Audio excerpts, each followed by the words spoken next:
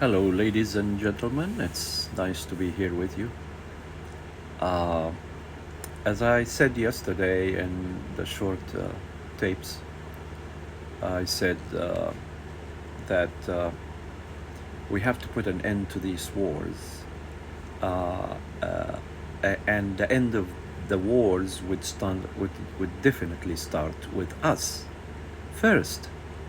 You see, if you want to change the world, start by changing yourself. But we have been advocating a certain behavior and forgetting the lessons of history, of all the empires that came and gone, to build an everlasting power, an everlasting wealth, an everlasting empire. But as in real life, empires goes through certain uh, uh, stages: uh, the infancy, the hunger, the desire to accomplish, the desire to prove oneself on the stage of the world, and they're willing to work hard to sacrifice, and nobody is taking advantage of that break in the desire to build a more equitable society, a more blessed life, and so on. As time passes and the people begin to enjoy wealth and so on, they become relaxed and they become greedy and they want more of what they already have. If they have 2 mansions, they want 5 mansions. If they have 3 cars, they want 7 cars. They want a big boat, and then the big boat from 30 feet to 100 foot to 500 foot to a boat that is as big as an ocean liner. Uh, uh, Unfortunately, it is this sort of behavior is what ultimately would lead to the destruction of that empire. They don't want to fight anymore. They're tired of bloodletting, and they would get people from outside to do the fighting for them, and before you know it, they're gone. And we know this happened to one of the mightiest empires, the Roman Empire.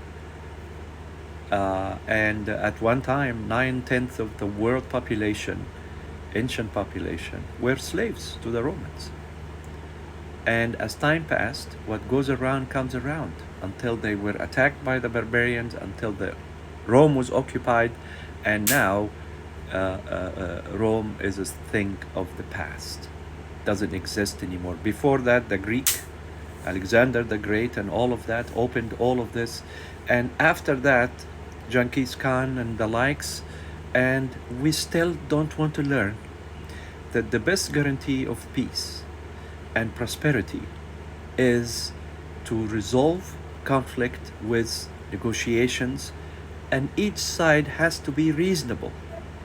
The idea that some leaders, like Bibi Netanyahu, who thinks he really wants to do the deal of the century, he wants to get everything the Palestinians have, all their homeland, all everything, and give them nothing. Lip service. You see, no homeland for them. We're not going to allow to have those butchers right next door to us. So every time an operation that the one of the 7th of October happens, he is elated. He just loves it. He goes in with both feet without realizing that the more this thing happens, the less likely peace on all sides will be enjoyed. Okay? And we, as Americans, have to stop this nonsense, because we are the strongest country in the world. Stop it now. Stop it. What happened to democracy? We are losing our own democracy in America. This is not the time to be engaged in foreign wars. As we are, we have stopped the Ukrainians from negotiating with Putin, when the idea of the war was just talked upon. We're not going to surrender to them. We have to fight. And of course, you remember that sentence. And this war will be long. Now look at them. Their country is wiped out. Their population is everywhere in Europe, and all of Europe is suffering. And guess what? My personal belief is that Putin has a lot to do with what happened in the Middle East, because he took the center stage from Ukraine and Russia into Gaza and Israel. And we have sending our troops, we send our Marines, we send our ships as if these guys are over in New Jersey, you see, or on the borders of South Carolina, or in Hilton Head Island. We have to protect our island. What is wrong with this brain?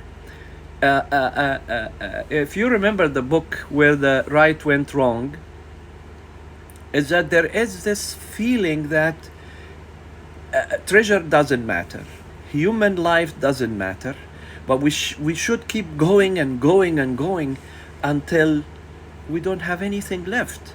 Even if you remember the saying that you can win a battle but lose the war? This is what happened in Ukraine. Ukraine has lost the war already. There is no chance. And then what? We're going to spend our hard-earned dollars rebuilding it again? And how are we going to bring the dead people of Ukraine? How are we going to bring the population of Ukraine? The same thing is happening now. Israelis are dying every day, not at the same number as the Palestinians, but the Palestinians are being attacked and destroyed, men, women, and children, while the Palestinian fighters are underground. And let me tell you what underground means. It's a known fact among the press over there, is that this is called the Gaza Metro, because it's more than 30 feet underneath. They don't come up for air, all right? They stay there, and the entire city of Gaza is above ground and underground. The Israelis don't want to go underground because they know they're going to lose their shirt.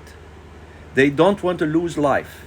They don't want to lose their own. So they bomb the crap out of the Palestinian normal homes, where children are doing homework, where schools should have been opened, where supermarkets are running out of food, where there is no food, water, electricity, fuel, nothing, even the medical supplies, even you see, we somehow believe that if you start something, you will pay the price for it because you started it.